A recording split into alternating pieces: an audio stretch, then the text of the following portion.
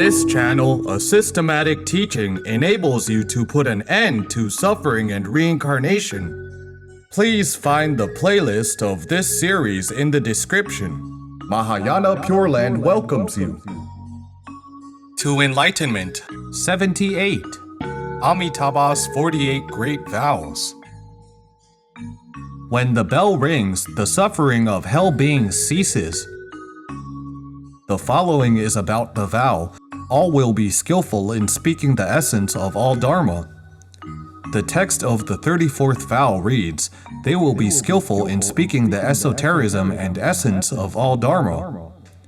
When they proclaim sutras to practice Tao, their voices will be like a bell tolling. If such vows are not realized, I will not procure Anuttara Samyak Sambodhi." The Buddha Dharma is extremely profound. Some are too profound to speak directly. This is due to the esoteric implication of all Buddhas.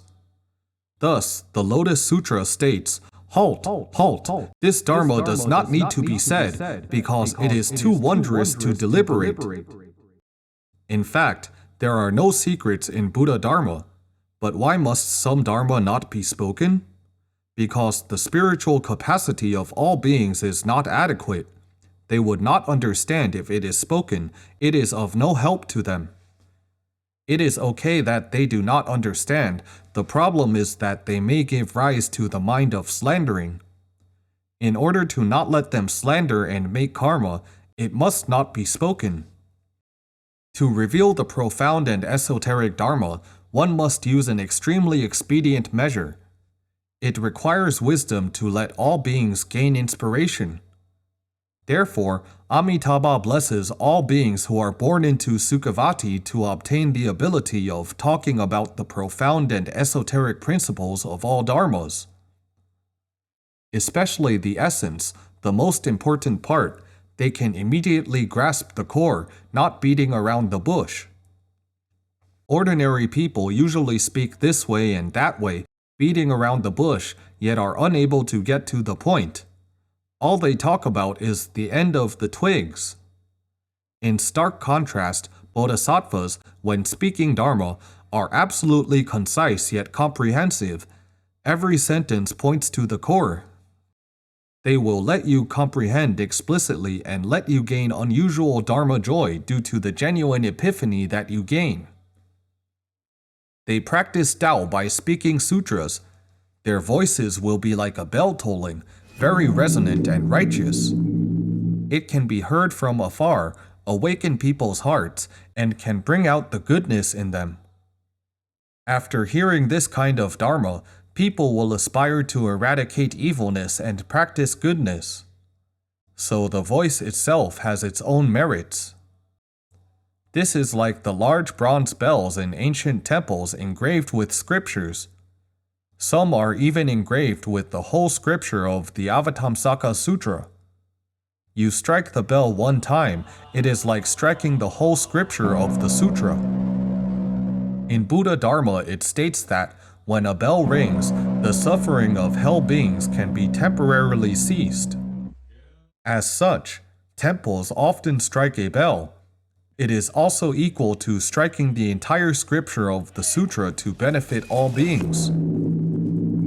The sound of the bronze bell signifies the unimpeded eloquence of Bodhisattvas speaking sutras and Dharma. The voice and doctrine that they speak all possess a very powerful enchantment, which is something that all beings love to hear and are most fascinated by. Rehearsing the expedient teachings to unveil the truth. While speaking sutras and Dharma, Bodhisattvas can explain the most profound principles in simple terms. Having this ability, they can then deliver all beings to liberation with ease. For example, due to the doctrine of the Lotus Sutra being extremely profound, the Buddha must rehearse the expedient teachings to unveil the truth. The purpose is to use expedient ways to lead all beings to enter the truth. After all beings have entered the gate of truth, the Buddha then tells us the Dharma of ultimate reality. All beings can all attain Buddhahood. Before giving the speech of the Lotus Sutra, the Buddha speaks of Mahayana and Hinayana. The two-vehicle Dharma also speaks of the method of attaining Sravaka, Pratyeka Buddha, and Bodhisattva, the three-vehicle Dharma. But in the Lotus Sutra, the Buddha stresses that there is only the Dharma of becoming a Buddha, the one-vehicle Dharma. There is neither the Dharma of two-vehicle nor three-vehicle unless a Buddha speaks for expediency. The Lotus Sutra divulges this esoteric essence. All beings primordially are Buddhas.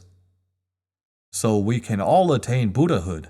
This is the ultimate definitive doctrine of one vehicle. It tells us straight to the point that everyone has inner Buddha nature.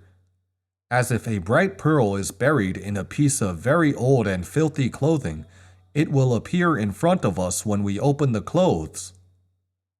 So when we remove all our contamination, our Buddha nature will then be revealed. This is the definitive doctrine of one vehicle Dharma. The Lotus Sutra and the Infinite Life Sutra both tell us one vehicle Dharma. However, the Infinite Life Sutra further tells us straight to the point that we can be a Buddha in this lifetime. Some people do not dare to accept it, saying, "My karma is so deep and heavy, can I still go and be a Buddha?"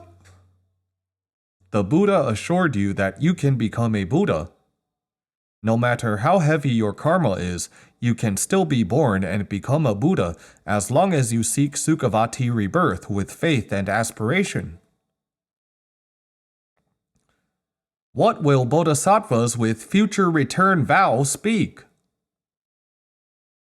After the rebirth, Bodhisattvas come back to our world to speak sutras and Dharma. What will they speak? They will speak the Pure Land method. Because these Bodhisattvas also practiced this method and attained rebirth in the past. And now they come back with their future return vow, they surely will speak this method. Unless you cannot accept it, they have no choice but to speak other expedient Dharma to lead you gradually. When you can accept it, they will leave out the expedient teachings and reveal to you the true Dharma, which is to urge you to seek Sukhavati rebirth. Now we must learn that when meeting people, we also try our best to convince them to recite Amitabha and seek Sukhavati rebirth. If they cannot accept it, we do not need to use other expedient ways, just leave them alone. We recite Amitabha conscientiously first, waiting until we are reborn and coming back. We can then lead them with expedient ways. So do not rush to deliver them now.